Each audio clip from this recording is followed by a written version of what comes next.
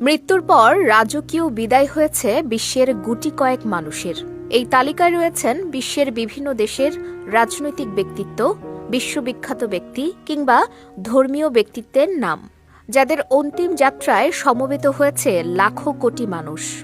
এবার সেই তালিকায় যুক্ত হয়েছেন সদ্য প্রয়াত বাংলাদেশের 3 বারের সাবেক প্রধানমন্ত্রী বেগম খালেদা জিয়া।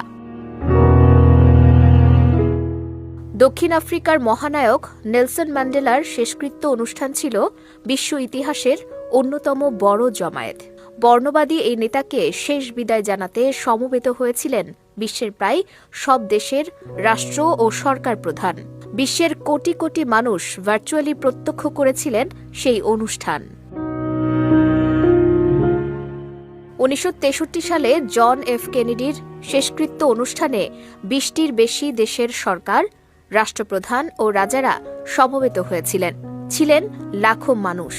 এরপর 1989 সালে ইরানের ইসলামী বিপ্লবের নেতা আয়াতুল্লাহ খোমেনির জানাজা ও স্মরণ সভা ছিল ইতিহাসের অন্যতম লোকসমাগম। Guinness Book of World Records অনুযায়ী আনুমানিক 1 কোটি মানুষ সমবেত হয়েছিল সেই শেষ যাত্রা অনুষ্ঠানে। এমন রাজকীয় বিদায়ের তালিকায় আরও আছে রানী দ্বিতীয় এলিজাবেথ, পোপ ফ্রান্সিস, চীনা বিপ্লব নেতা মাও সেতুং ও প্রিন্সেস ডায়নার নাম।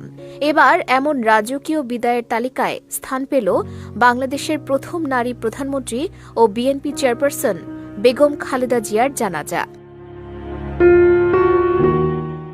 সদ্য প্রয়াত খালেদা জিয়ার জানাজায় অংশ নেয় কয়েক লাখ মানুষ।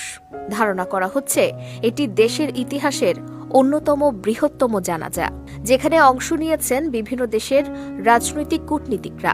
দীর্ঘ সময় রাজনৈতিক কার্যক্রম থেকে দূরে থেকেও এমন লাখো মানুষের সমাগমের মাধ্যমে শেষ বিদায় রাজনৈতিক ইতিহাসে এক নজিরবিহীন ঘটনা।